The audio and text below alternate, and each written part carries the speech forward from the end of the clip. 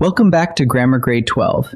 This is Unit 5, Lesson 34, and today we're taking hold of the one thing verbs can do that no other word can. Verbs tell time. A verb doesn't just name an action, it places that action somewhere on a timeline. That's what we call tense. Today we'll master the three simple tenses: present, past, and future. And I promise you, the present tense is far more interesting than its name suggests. Let's get started. Let's start with the word itself. Tense is the form a verb takes in order to show time.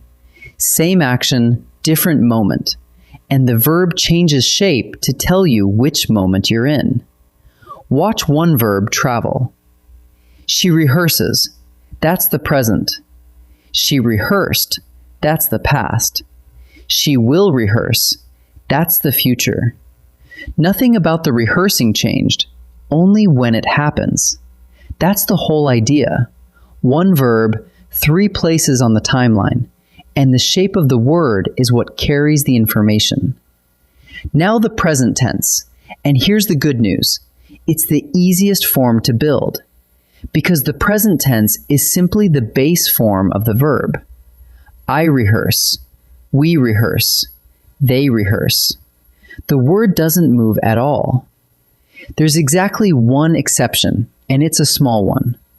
When the subject is third person singular, a single noun, or he, she, or it, you add an S. She rehearses, he rehearses, it rehearses. If the verb ends in a hiss, like watch or fix, you add ES instead. She watches. He fixes. That single S is the only change the present tense ever asks of you. Here's where the present tense gets genuinely interesting, because it does three different jobs. Job 1, a repeated action, a habit. She rehearses every morning. That's not happening at this instant, but it happens over and over. So we use the present. Job 2, a general truth, something that's simply always so. Water boils at 100 degrees. That was true yesterday, and it'll be true next year, and the present tense carries it. Job 3, the one everybody thinks of, something happening at this moment. She needs a tuner, right now, this second. So remember, present does not only mean this second. It means habit, truth, and now. Next stop, the past tense, which expresses an action that has already happened and is done. To build it, you use the verb's past form. Most verbs are regular. They just take an ED on the end. Rehearse becomes rehearsed. Wander becomes wandered. Easy. But plenty of our oldest, most used verbs are irregular, and they change shape instead. Creep becomes crept. Bring becomes brought. There's no rule for those. You simply know them, or you look them up. And here's a small mercy. The past tense uses one single form for every subject. I rehearsed, she rehearsed, they rehearsed. No extra S anywhere. Now the future tense, an action that hasn't happened yet. You build it with a helper. Take the word will and put the base form of the verb right after it. She will rehearse before the concert. They will wander through the old quarter. You'll also meet shall in older or more formal writing. I shall return. And it does the same work. Notice the shape both times. Will plus the plain base. And watch this closely because it's where people slip. The base after will never changes. It's she will rehearse, never she will rehearses. Once will shows up, the verb after it relaxes into its plainest form. Before we practice, one more thing worth knowing, because English is sneaky here. The future doesn't always arrive dressed in will. Look at this. The train leaves at noon. The verb leaves is sitting there in the present tense, but nobody thinks that train is leaving right now. The words at noon point forward, and the whole sentence lands in the future. That's the present tense plus a time word doing future work. There's another route too, going to. We are going to rehearse tonight. Clearly the future and not a will in sight. So the lesson is this. Read the whole sentence, not just the verb. The time words are part of the meaning. Let's boil the whole lesson down to a quick check you can run on any verb. 1. Is the verb sitting in its base form, maybe with an S on the end for a third-person singular subject? Then it's present. 2. Is it the past form, an ed, or an irregular change like crept? Then it's past. 3. Do you see will or shall in front of a plain base?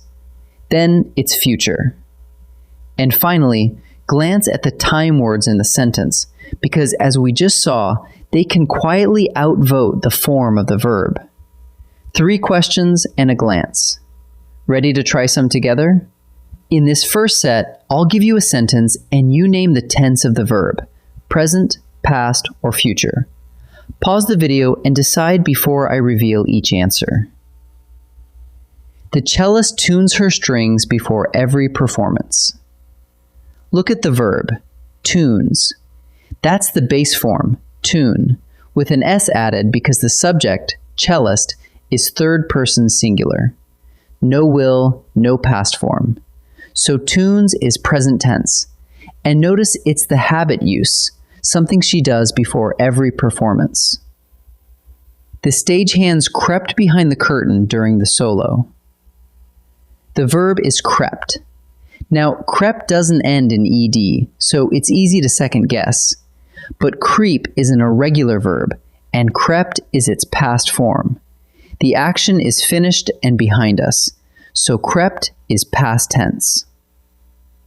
The quartet will record the album next spring. There's the giveaway.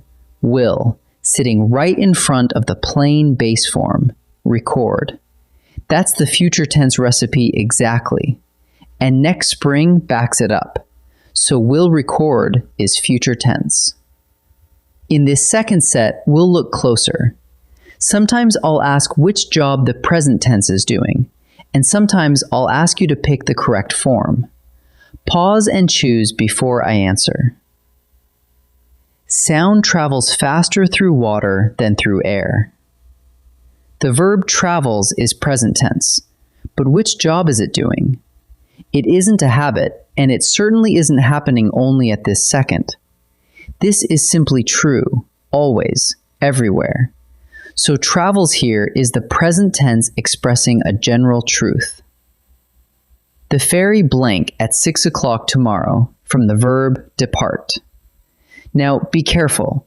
Tomorrow means the future, so you might reach for will.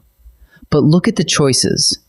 Will departs is wrong because the base after will never takes an S. And departed puts us in the past. Departs is the answer.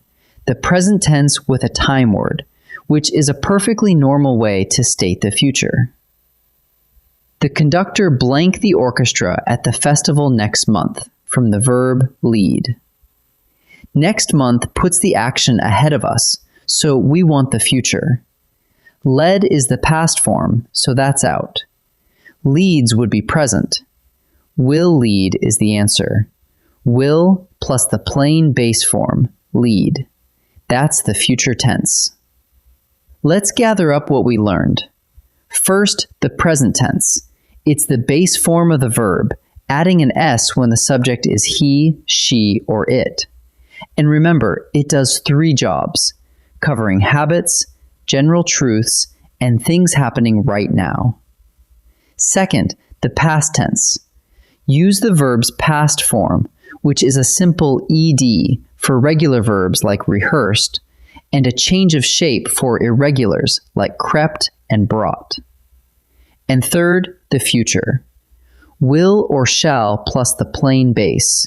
She will rehearse, though English will also hand you the future through a present tense verb and a time word, as in, the train leaves at noon.